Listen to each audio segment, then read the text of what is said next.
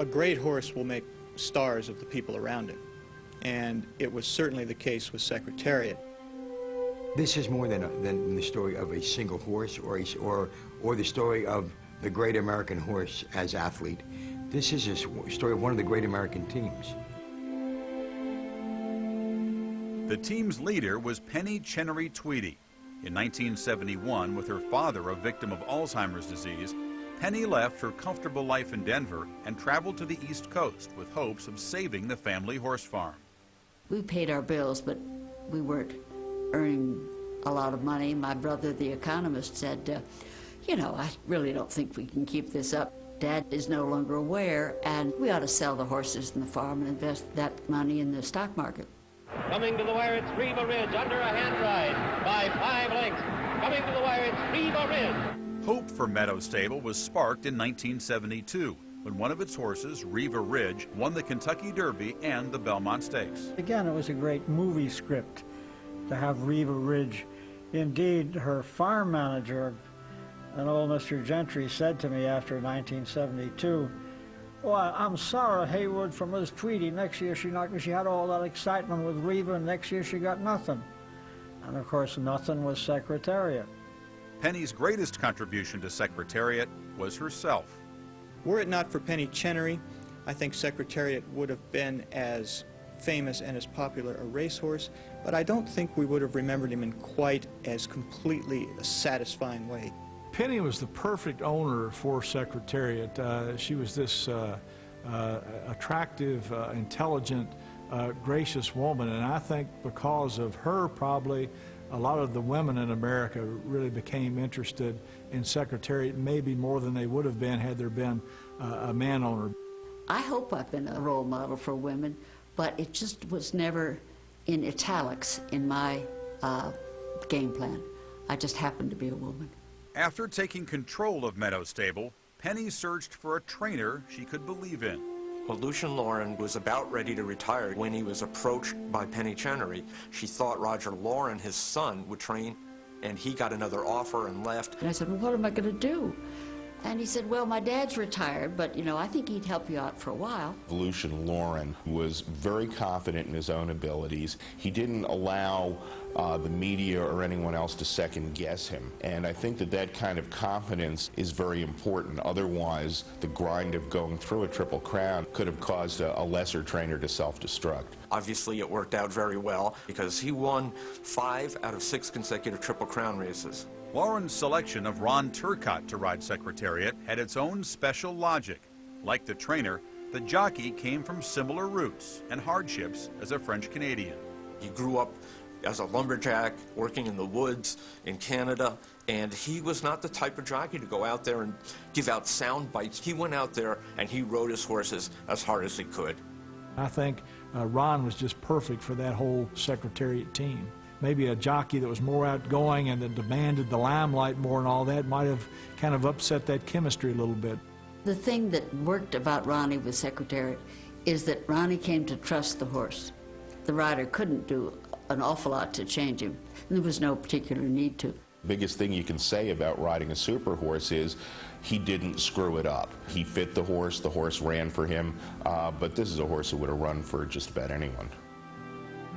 In 1977, Lucien Lauren was inducted into the Horse Racing Hall of Fame. Ron Turcotte was less fortunate. His riding career ended in 1978 when an accident on the track paralyzed him for life. It didn't bother him when he was paralyzed from that accident, and he just accepted it. And a lot of people would have said, why me? Ronnie took the attitude of why not me, and eventually went back into his life.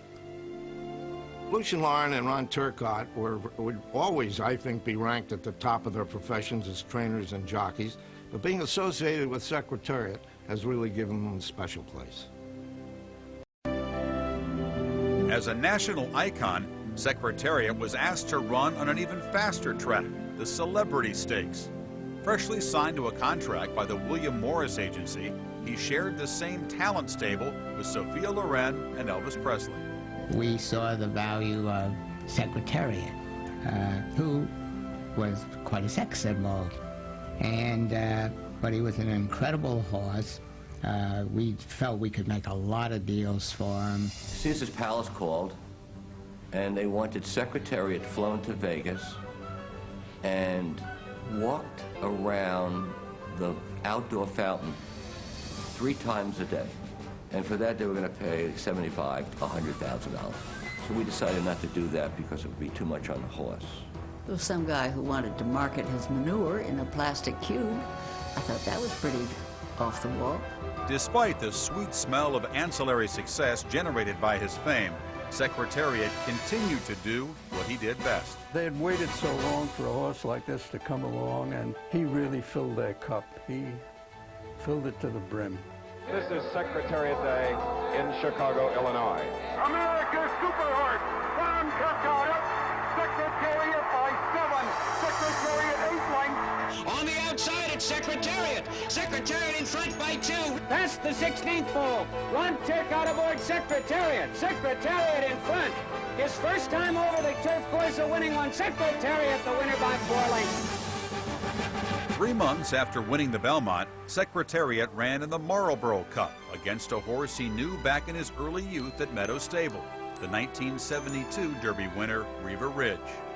With Riva Ridge out in the middle of the track, moving up now to challenge. That's Riva Ridge on the outside. And along the inside, there goes Onion now moving to contention. Onion on the rail, Riva Ridge on the outside, those two heads apart. And I look, and there comes that big red head with those checkered blinkers on him. And there was nothing he could do. I don't know if he knew it was his stablemate, but he knew that he got outrun for sure. He was totally out of it. And suddenly he kept, from nowhere, he kept coming up faster and faster, and I was standing on the finish line with another member of the broadcast crew. And I said, he can't do it, and the other man said, he just did. On the outside, it's Secretariat. Secretariat in front by 2. Riva Ridge second and Cougar. Secretariat in front. What does Secretariat do? He runs by his stablemate, Riva Ridge, sets a world record for 1 mile and an 1/8. Secretariat ran his last race on a cold, wet October Sunday in Woodbine, Ontario. With Ron Turcotte serving an unrelated suspension, seasoned jockey Eddie Maples sat uneasy in the master horse's saddle. Maple was a nervous wreck, didn't want to. How would you like to be the guy who lost in Secretariat's last race? You know, you wouldn't live that down for a while. If something happens and he doesn't win, well, they'll just tar and feather me right there.